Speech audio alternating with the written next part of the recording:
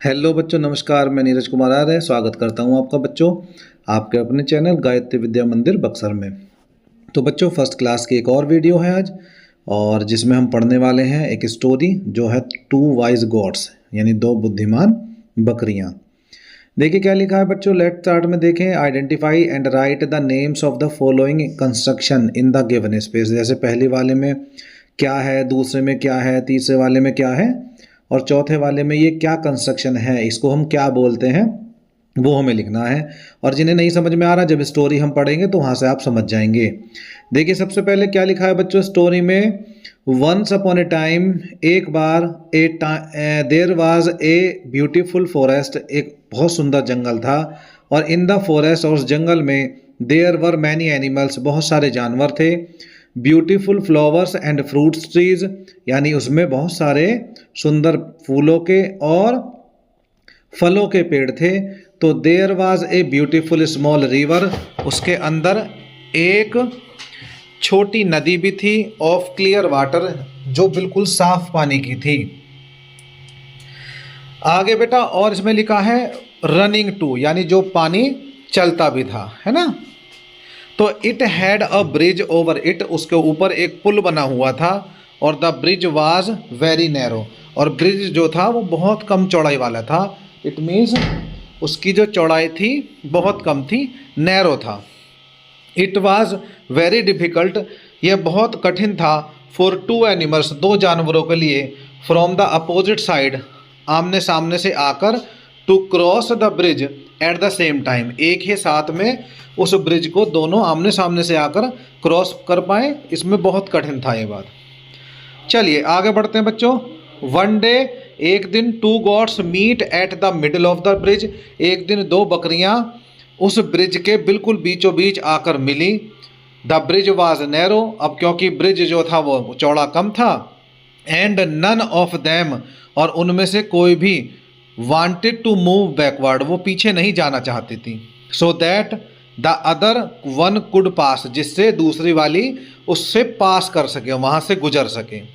After the long discussion, बहुत लंबे समय तक डिस्कशन करने के बाद, आपस में बहसबाजी करने के बाद, बोथ द गॉट डिसाइडेड, दोनों गॉड्स ने, दोनों बकरियों ने ये निश्चय किया, to remain in the middle, बीच में ही रहने का। तो दे मेड अ प्लान, उन्होंने एक प्लान बनाया, that one of them would sit, कि उनमें से एक बैठ जाएगी, एंड बेंड डाउन, और नीचे झुक जाएगी, so the other could pass, जिससे दूसरी गुजर सके, and they did the same, और उन्होंने ऐसा ही किया। तो they both crossed the bridge, अब दोनों ने उस पुल को पार कर लिया, सेफली, सुरक्षित से, सुरक्षा से, है ना, एंड ईजिली, और आसानी से। दे केम टू नो, उन्हें पता चला या उन्होंने जाना, दैट विजडम इज इम्पॉर्टेंट, कि बुद्धिमानी जो है वो महत्वपूर्ण है, टू सॉल्व एनी प्रॉब्लम, किसी भी समस्या को सॉल्व करने के लिए, हल करने के लिए। देखिए बच्चों, इसमें मीनिंग दिए गए हैं नीचे, इस मीनिंग को हम यहाँ पे भी डिस्कस कर रहे हैं, और जब हम बुक वर्क वाली एक वीडियो डालेंगे तो उसमें भी हम इस मीनिंग को जो है लिखित रूप में भी देखेंगे, ठीक है। यहाँ पर मैं से बता रहा हूँ। जैसे पहला वर्ड मीनिंग है क्लियर, जिसे कहते हैं क्लीन यानी साफ। रनिंग, रनिंग यानी फ्लोइंग, बहता हुआ। ब्रिज मीन्स ओवरपास यानी एक पुल। A structure carrying a path across a river, यानी एक ऐसी स्ट्रक्चर, एक ऐसी संरचना जिस पर चलकर हम क्या कर सकते हैं बच्चों, नदी को पार कर सकते हैं। नैरो का मतलब रेस्ट्रिक्टेड, यानी कम चौड़ी, है ना। आगे क्रॉस, क्रॉस कहते हैं बच्चों पास इन द अपोजिट डायरेक्शन, दूसरी दिशा में पहुंचना। नन, नन का मतलब है नो वन, यानी कोई भी नहीं। Backwards means back towards starting point, यानी पीछे हट जाना, वापस चले जाना। डिस्कशन, डिस्कशन का मतलब टॉक अबाउट, बातें करना, है ना। रिमेन, रिमेन का मतलब स्टे, रहना, मतलब उस स्थिर रहना।